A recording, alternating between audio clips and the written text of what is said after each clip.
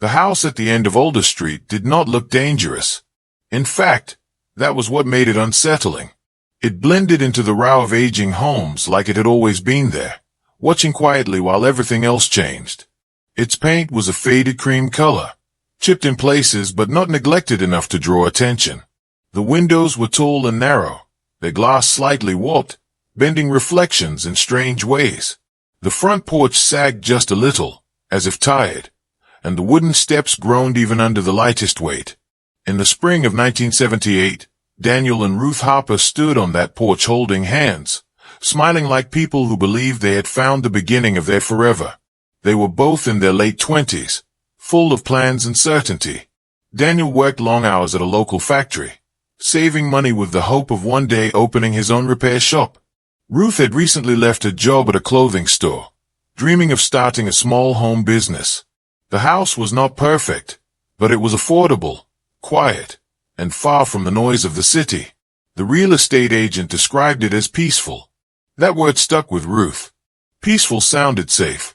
The first few weeks passed without incident. They unpacked their belongings slowly, filling the rooms with borrowed furniture and wedding gifts. The house smelled faintly of old wood and dust, but Ruth opened the windows every morning to let in fresh air. Sunlight reached the living room in the afternoon, creating warm patches on the floor that made the place feel welcoming. Yet small things began to feel wrong. Ruth noticed the silence first. It was deeper than normal quiet, as if sound was being swallowed instead of fading naturally. When she played the radio, the music felt thin and distant, even at high volume.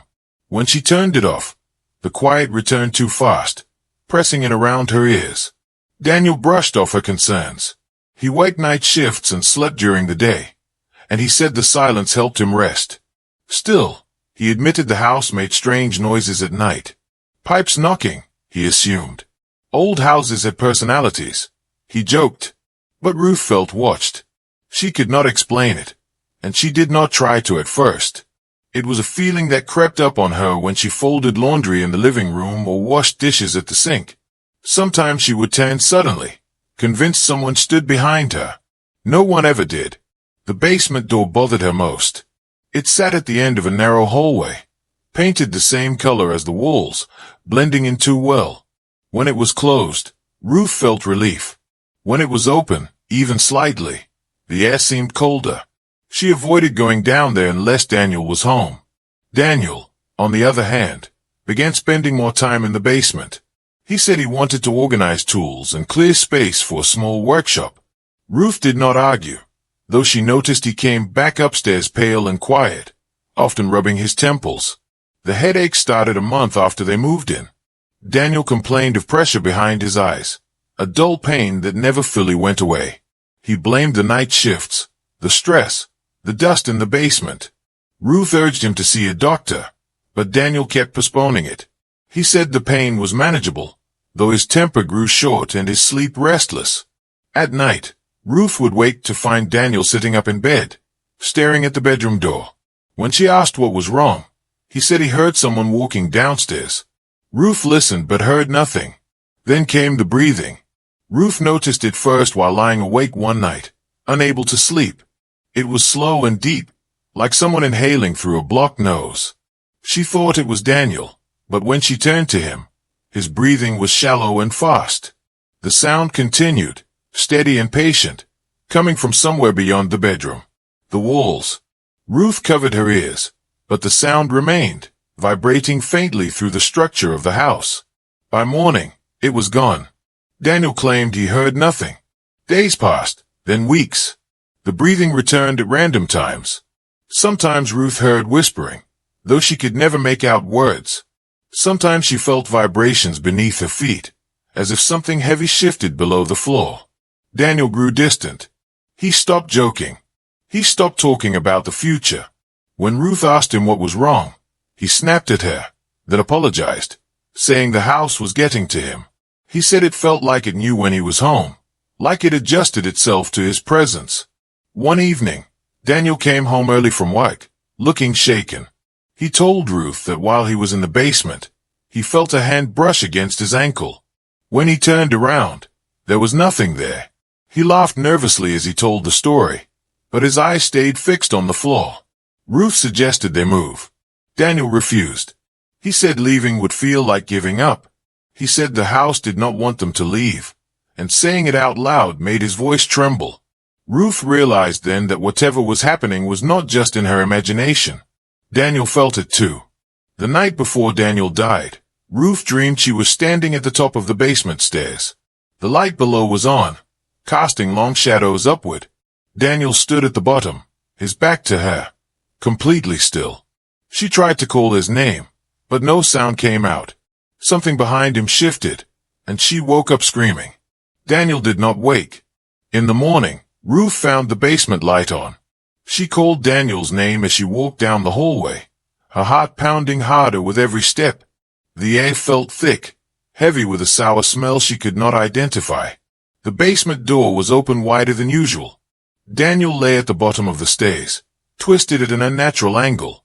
His eyes were open, staring upward, his expression frozen in shock. One arm was bent beneath him, the other stretched out as if reaching for something that was no longer there. Ruth screamed until her throat burned. The police arrived quickly. They examined the stairs, the railing, the concrete floor. There were no signs of struggle, no fingerprints that did not belong, no evidence of another person. The conclusion was simple and final. Daniel had fallen. An accident. Ruth sat silently while they spoke. She nodded when required. She signed forms with shaking hands. When an officer gently suggested counseling, she said nothing. She could not explain what she knew without sounding insane. The house felt different after Daniel's death. Not quieter, but satisfied. The air seemed lighter, as if something had been completed. Ruth could not stand it. She packed a suitcase that same night and slept at a friend's apartment. She returned once, in daylight, to collect the rest of her belongings. The basement door was closed. She did not open it. When the real estate agent asked why she wanted to sell so quickly, Ruth hesitated. She looked back at the house, at the windows reflecting the sky, at the porch that still creaked gently in the breeze. It didn't push him, she said softly. It waited. The agent laughed awkwardly, assuming grief had affected her. Ruth did not correct him. Within a month, the house was sold again. New owners moved in, unaware of its history, drawn by the low price and quiet street. Ruth left town entirely. She never returned to Alder Street. But sometimes, years later, she would wake up in the middle of the night, her heart racing, certain she could hear slow, patient breathing coming from inside the walls. Waiting. When Harold Keene bought the house on Alder Street in the autumn of 1982, it had already begun to earn a quiet reputation. Not a public one, not yet.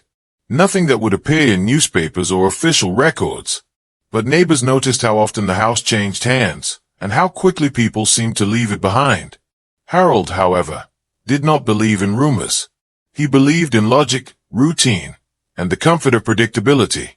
Harold was 64 years old, recently retired after 4 decades as a school principal. He had lived his entire life by schedules and rules, and retirement felt like a wide, empty road with no signs to follow. The house, modest and secluded, seemed like the perfect place to slow down. It was close enough to town for convenience, far enough away for peace. The low price surprised him, but he assumed it was simply due to age. The day he moved in, he felt something he could not explain. It was not fear. It was familiarity, as if the house recognized him, measured him, and approved. Harold settled in quickly. He placed his furniture carefully, keeping everything neat and balanced. He chose the smaller bedroom upstairs, leaving the master bedroom untouched. Something about it felt wrong, though he could not have said why. The basement remained locked most of the time. He stored boxes there but avoided lingering. Every morning, Harold walked 3 blocks to the same cafe. He ordered the same breakfast and read the newspaper cover to cover. The staff came to know him by name. In the evenings, he sat on the porch with a book, nodding politely to neighbors who passed by. He seemed content, calm, and ordinary. For the first 2 months, nothing unusual happened. Then Harold began missing breakfast. At first, the cafe staff assumed he was sick. But days passed, and he did not return. A neighbor noticed Harold's porch light was on all night. Another mentioned seeing him standing in the front window late in the evening, not moving, just staring out into the street. When asked if everything was all right, Harold smiled too slowly. He said the house had been keeping him busy. When pressed further, he laughed, but it sounded forced, as if he were repeating a line he had practiced. Inside the house, changes were taking place. Harold stopped opening windows. He said the outside air felt wrong. He claimed it carried sounds that did not belong. He began hearing footsteps upstairs while he sat in the living room, though he lived alone. When he went to check, the sound stopped. When he returned downstairs, they began again. The walls made noises at night. Not the sharp creaks of settling wood, but long, dragging sounds, like something being pulled slowly across a surface. Harold tried to ignore them. He reminded himself that old houses had quirks. Still, he started sleeping with the lights on. He began to dream of the basement. In the dreams, he stood at the top of the stairs, holding the railing tightly. The light below flickered. He could feel something waiting at the bottom, something patient and certain. He never saw it, but he knew it was there. Every time, he woke up before taking the first step down, his heart pounding and his mouth dry. One evening, while organizing paperwork, Harold noticed something strange. His notes were changing. He kept a small notebook where he wrote reminders and thoughts. Simple things like grocery lists, appointments, and reflections on books he read. One night, he found a sentence written in his own handwriting that he did not remember writing. "Stay downstairs tonight." He stared at the words for a long time, trying to convince himself he had simply forgotten. He crossed the sentence out and closed the notebook. The next morning, the sentence was back, written more firmly, the ink darker. Harold stopped writing after that. Neighbors began to worry when weeks passed without seeing him outside. The lights inside the house stayed on constantly.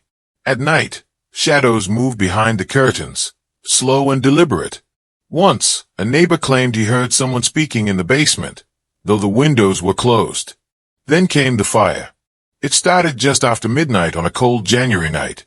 Smoke rose from the roof, thick and dark, carrying a bitter smell that burned the throat. Someone called the fire department, and sirens cut through the quiet street. Firefighters arrived quickly. Flames were visible in the upper floor, but the fire behaved strangely. It did not spread the way they expected. Some rooms were untouched while others were completely destroyed. When they reached the living room, they found Harold. He sat upright in an old wooden chair, hands resting neatly on his knees. The flames had not touched him. His clothes were intact. His skin was pale, his eyes wide open, staring forward as if he had been watching something approach. The cause of death was listed as smoke inhalation, though the room showed little smoke damage. The fire itself was blamed on faulty wiring. The house survived. After Harold's death, the street grew uneasy. People talked quietly, comparing notes. Someone remembered Daniel Harper. Someone else mentioned the artist who lived there briefly and moved out suddenly. Patterns began to form, though no one wanted to say it aloud. The house was sold again. This time, a single mother named Elaine Porter moved in with her young son. She believed fresh starts could fix anything. Within a year, she was dead, drowned in her own bathtub with no sign of struggle. The child was sent to live with relatives, and the house returned to the market. Next came a newly married couple. They were found together in their bedroom, victims of carbon monoxide poisoning, though investigators found no source. The furnace worked perfectly. The windows were open. An artist followed, a quiet man who rarely left the house. When he stopped answering calls, police broke in and found nothing. No body, no sign of escape. Years later, during renovations, workers discovered his remains sealed behind a wall in the basement. Each death was ruled accidental or unexplained. No connection was officially made. Yet the house stood unchanged, waiting.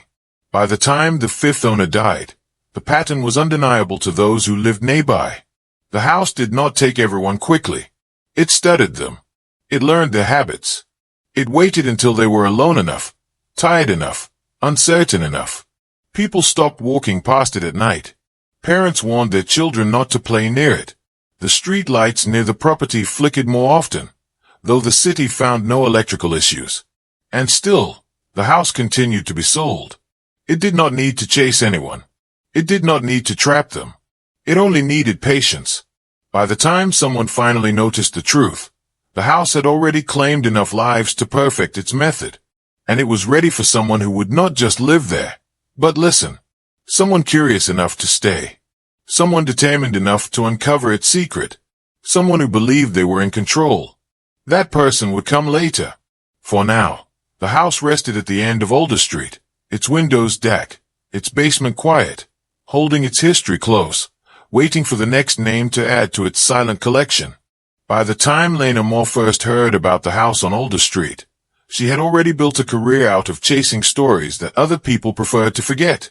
She was not famous, not the kind of journalist whose face appeared on television. She worked alone, writing long investigative pieces for online magazines that focused on cold cases, unexplained deaths, and overlooked patterns. Lena believed that truth rarely announced itself. It hid inside repetition. The house appeared in her research by accident. Lena was reviewing records of accidental deaths for an unrelated story when she noticed something odd. Several cases, spread across decades, shared the same address. Different people, different causes, same location. At first she assumed it was a data error. Then she pulled the files one by one and felt a slow chill move through her chest. Every owner of the house on Older Street had died inside it. There were no official links between the deaths. Police reports were clean, careful, and final. Falls, fires, drownings, poisoning, disappearances. Each case closed on its own. But together, they formed a shape Lena could not ignore. She drove to Older Street one afternoon to see the house for herself. It was smaller than she expected. Quiet, almost shy, sitting at the end of the road like it wanted to be overlooked. The windows reflected the sky in a way that made them seem empty even in daylight. Lena parked across the street and watched it for a long time. She felt nothing at first. No fear, no dread, just a strange sense of pressure, like standing too close to something that hummed softly beneath the surface. Lena knocked on a neighbor's door. An elderly woman answered, her eyes narrowing when Lena mentioned the house. "That place takes people," the woman said without hesitation. "It always has." Lena asked why no one had reported it, why there were no warnings. The woman shrugged. Who would believe us? That night, Lena pulled every record she could find. Property transfers, building permits, death certificates. She mapped timelines, searching for gaps. She found one thing that unsettled her more than the deaths themselves. Every owner had reported disturbances before they died. Not officially. Not in police statements, but in side notes, medical visits, conversations remembered by family members, complaints of headaches, insomnia, sounds in the walls, dreams about the basement, a feeling of being watched. Lena knew then that she could not write the story from a distance. She bought the house. Friends told her she was reckless. Her editor warned her not to blur the line between journalist and subject. Lena ignored them. She believed emotion revealed truths that observation never could. She moved in during early spring, bringing only essentials. She documented everything. She installed cameras in every room, including the basement and the staircase. Audio recorders ran constantly. She kept detailed notes, marking times, sounds, temperatures, and moods. The first few days were uneventful. The house felt heavy but still. Lena told herself she was imagining it, influenced by her research. She slept well, cooked meals, worked at her desk. The cameras recorded nothing unusual. Then the sounds began. It started with faint tapping, irregular and distant, coming from inside the walls. Lena traced pipes, checked vents, tested for animals. Nothing explained it. The tapping did not follow a pattern. It responded to nothing. At night, Lena heard footsteps upstairs while she lay awake downstairs. When she checked the cameras, the footage showed empty hallways. When she climbed the stairs herself, the sound stopped. The basement drew her attention more each day. She avoided it at first, focusing on upstairs rooms. But she noticed something strange in the recordings. Every night at exactly 3:17 a.m., All cameras experience brief static. The glitch lasted no more than 3 seconds. All except one. The basement camera remained clear. Lena watched the footage repeatedly, her stomach tightening each time. In the basement frame, a dark shape stood near the bottom of the stairs during the static. It did not move. It did not shift. It simply appeared, fully formed, and then vanished when the other cameras returned to normal. She checked the equipment, replaced cables, changed power sources. The glitch continued. Lena began to dream. In her dreams, she stood in the basement, facing the stairs. The light above flickered, casting long shadows down toward her. She felt something behind her, close enough to breathe against her neck. She never turned around. She never moved. She always woke up before she could scream. She started drinking more coffee, sleeping less. One evening, while reviewing old interviews, Lena contacted surviving relatives of the house's former owners. Many refused to speak. Some hung up the phone. Others cried. Those who talked shared eerily similar stories. Their loved ones had changed after moving into the house. They withdrew. They spoke less. They seemed distracted, frightened, and obsessed with the basement. Several had mentioned the same dream. Standing on the stairs, unable to move, being watched. Lena realized the house did not simply kill. It prepared. Determined to confront it directly, Lena planned an overnight stay in the basement. She told no one. She wanted clean data, no outside influence. She brought a sleeping bag, a lantern, and a voice recorder. The basement smelled of damp earth and old wood. The air felt thicker there, harder to breathe. The walls seemed closer than they should have been. At exactly 3:16 a.m., Lena turned on her recorder. At 3:17, the light flickered. The temperature dropped suddenly, enough to raise goosebumps on her arms. The sound came next. Slow breathing, deep and deliberate, filling the space. Lena froze, every instinct screaming at her to run. The breathing came from behind her. Her recorder captured a whisper, low and steady. Her name. Lena bolted up the stairs, tripping, scraping her hands against the wall. She did not stop until she reached daylight. She left the house and did not return for hours. When she reviewed the footage, her hands shook. The basement camera showed her sitting upright in the sleeping bag, completely still, for over 6 minutes. During that time, a shadow stood directly behind her, close enough to touch. She had no memory of those minutes. Lena understood then that she was not safe. But she was closer than anyone had ever been. She published the first part of her investigation online, detailing the pattern of deaths and her experiences in the house. The response was immediate and explosive. The story spread quickly, drawing attention from larger media outlets and local officials. Under public pressure, the city agreed to investigate the property. Lena moved out but continued her research. She attended meetings, reviewed excavation plans, and prepared for the demolition. She felt relief, believing exposure had weakened whatever controlled the house. She was wrong. After the house was torn down, Lena's nightmares intensified. She heard breathing in her apartment. She woke to find her bedroom door open when she knew she had closed it. She felt watched in crowded spaces. Her final journal entry was short and uneven. It doesn't need the house anymore. I listened. I stayed. Now it knows me. Lena Moore died 2 weeks later. The official cause was a sudden brain aneurysm. She was found sitting in a chair, eyes open, hands resting calmly on her knees. Just like the others, the house on Older Street was gone. But the pattern was not finished. It had simply moved onto someone who had looked too closely, listened too carefully, and believed that uncovering the truth would be enough to stop it. It never was. After Lena Moore published her investigation, Older Street stopped being just another quiet road with old houses. News vans appeared at the corner. Reporters knocked on doors that had stayed closed for years. Neighbors who once whispered now spoke openly, sharing stories they had buried out of fear and shame. The house was no longer ignored. It was exposed. City officials could no longer dismiss the pattern as coincidence. Too many records. Too many similarities. Too much public pressure. An official review was announced, and for the first time in decades, the house on Alder Street was treated as something dangerous rather than unlucky. Lena attended every meeting. Though she had moved out, she felt tied to the place, as if leaving it behind had been an illusion. She sat in the back of city halls, listening to engineers, historians, and safety inspectors argue over paperwork and liability. None of them talked about the deaths the way she did. They spoke in careful terms, avoiding emotion. Still, something shifted. A historian hired by the city requested access to old land records, the kind rarely touched. What he found changed everything.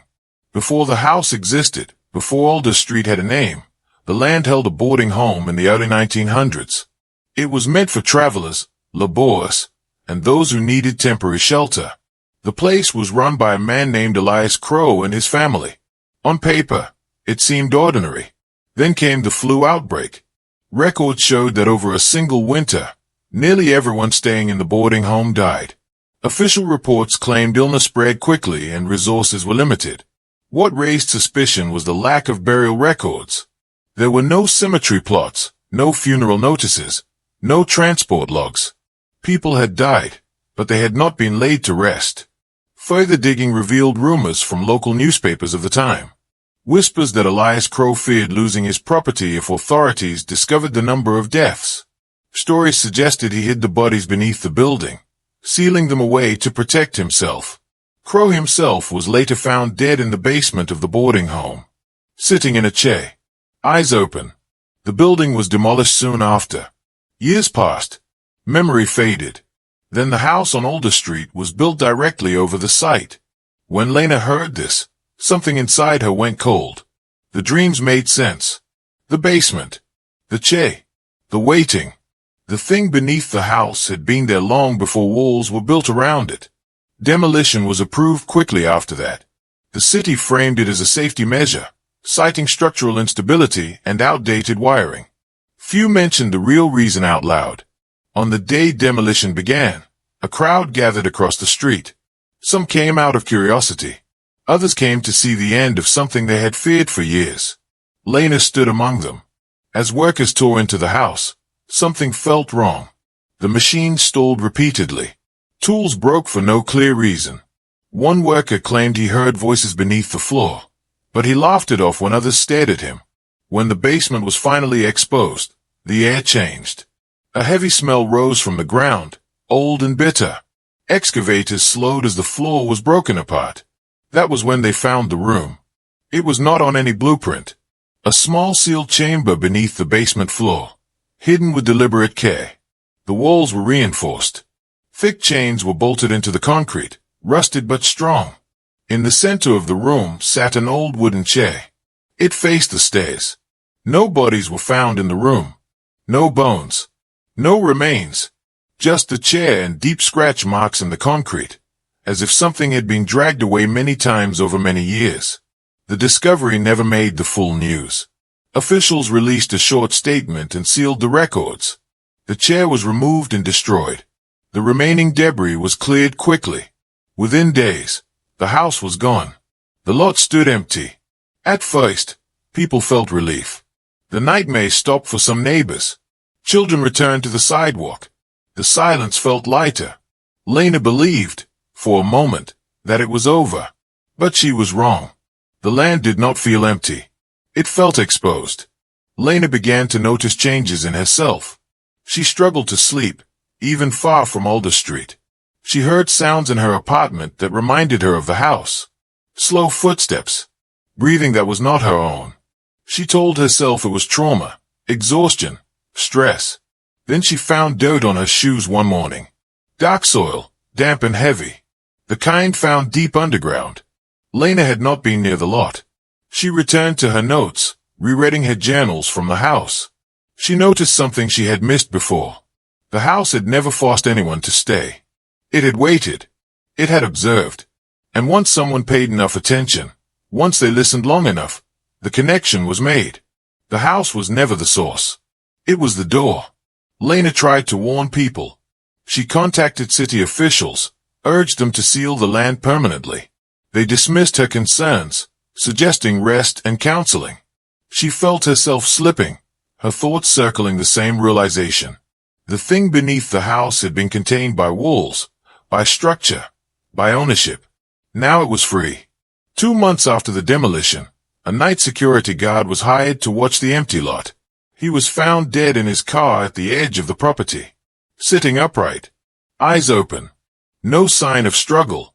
The cause was ruled a heart attack. Lena attended the funeral from a distance, unnoticed. She felt guilt settle into her chest. Exposure had not destroyed the pattern. It had accelerated it. She began to dream again. This time, there were no walls. She stood on bare ground, staring at a set of stairs that led nowhere. The chair waited at the bottom. Something behind her breathed slowly, patiently. She stopped writing publicly after that. Her final days were quiet. She canceled interviews. She ignored calls. She spent hours sitting in her apartment, listening to the building settle around her. She felt watched not by the house, but by the space itself.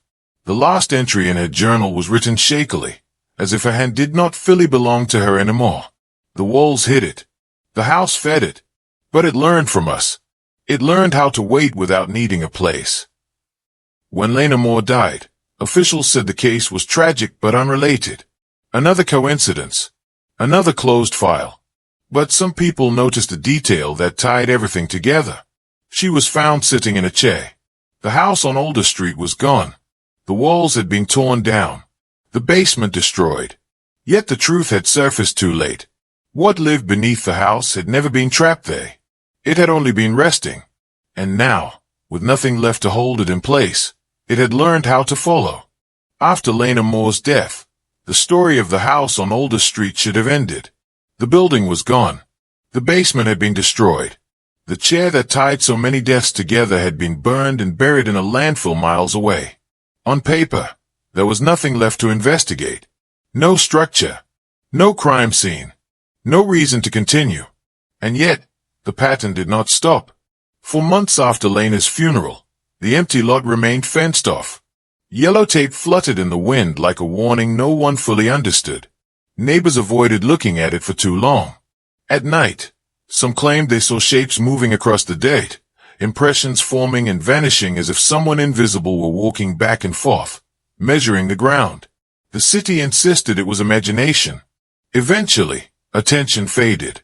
New stories replaced old ones. The fence came down. The land was listed quietly, described as cleared property in a developing area. There was no mention of what had stood there before. The buyer was a real estate developer named Mark Holloway. Mark was confident, practical, and openly dismissive of rumors. He had built his career turning forgotten places into profit. When he heard whispers about the lot, he laughed. He believed fear was just another obstacle to manage. He bought the land without hesitation. Construction began within weeks. Heavy machines dug into the soil, flattening what little remained of the past. Almost immediately, problems started. Equipment failed for no clear reason. Power tools shut off mid-use. Freshly poured concrete cracked overnight. Mark blamed cheap labor and poor planning. He decided to oversee the project personally, moving into a temporary trailer placed at the edge of the lot. He wanted to show his workers that he wasn't afraid of a little bad history. The first night in the trailer, Mark slept poorly. He dreamed he was standing on a staircase that did not exist, leading down into darkness. He felt pressure on his back, something close enough to touch him, but he could not turn around. When he woke, his heart was racing, and his mouth tasted like dirt. He laughed it off the next morning. By the third night, the breathing started. It was faint at first, almost mistaken for wind pushing through the trailer walls. Slow and steady. Too controlled to be natural. Mark sat up in bed, listening. The sound stopped when he moved, then resumed when he lay back down. During the day, workers avoided him. They said he seemed distracted, short-tempered. Mark noticed his own habits changing. He stopped going home. He stayed late, watching the lot after everyone left. He found himself staring at the center of the property, feeling like something important was buried there. He ordered deeper excavation. When workers protested, citing safety concerns, Mark fired them and hired new ones. He was driven by an urge he could not explain, a sense that something unfinished demanded attention. The deeper they dug, the worse things became. One worker quit after claiming he heard someone whisper his name from inside the hole. Another swore he saw footprints forming behind him in the date, matching his own steps but moving in the opposite direction. Mark dismissed every complaint. Then one morning, he woke up sitting in a chair. He had no memory of moving it into the center of the trailer. No memory of sitting down. He simply opened his eyes and found himself there, hands resting calmly on his knees, body stiff and cold. That should have been enough to make him leave. Instead, Mark felt something close to pride. Whatever people feared, he believed he was stronger, more stubborn, more deserving. The dreams became constant. Every night, the same staircase, the same waiting presence behind him. Every morning, date under his fingernails. Mark began researching the land's history, not out of fear, but obsession. He found Lena Moore's articles, read them late into the night. He scoffed at her conclusions, yet copied her notes. He watched interviews she had recorded, pausing on the parts where former owners described the waiting. He began to understand something Lena had realized too late. Ownership mattered. The thing beneath the house did not kill visitors. It did not follow strangers. It attached itself to those who claimed the space as theirs. Those who stayed. Those who listened. Mark had done both. On the 14th night, construction alarms went off just before dawn. Security cameras showed movement on the lot, though no one was visible. Mark rushed outside, shouting, convinced thieves had entered. The hole at the center of the property had changed. It was deeper than it had been the night before, edges smoother, shaped like a passage rather than an excavation site. At the bottom sat a chair. An old wooden chair, cracked and dark, facing upward. Mark stayed at it for a long time. His mind searched for explanations, but none fit. The chair had been destroyed. He had seen the reports. And yet, there it was, waiting. Something behind him breathed. Mark turned too late. He was found that afternoon by a city inspector who had come to check on delayed permits. The trailer door was open. Inside, Mark sat in a chair at the center of the room, eyes open, mouth slightly parted, as if caught mid-breath. There were no signs of violence. The official cause of death was listed as cardiac arrest brought on by stress. The development was cancelled immediately. The land was sealed off once again, this time with concrete barriers and permanent signage. No trespassing. No building. No exceptions. Years passed. The lot remains empty to this day. Grass refuses to grow properly there. Animals avoid it. People who pass by report feeling watched, as if the ground itself is aware of them. Some believe the thing that waited beneath the house has finally been contained. That without walls, without ownership, it has nowhere to attach itself. Others are not so sure. Because ownership does not always come with paperwork. Sometimes it comes with attention. Sometimes it comes with belief. Sometimes it comes from someone standing too long at the edge of an empty place, wondering what happened there, feeling drawn in by the silence. The house where every owner died no longer exists. But the pattern does. It waits for someone new to claim the space, even briefly. Someone curious. Someone confident. Someone who believes the story is over. And when that person finally steps too close, the waiting will end. Not with a push. Not with a chase. But the same way it always has. Patiently.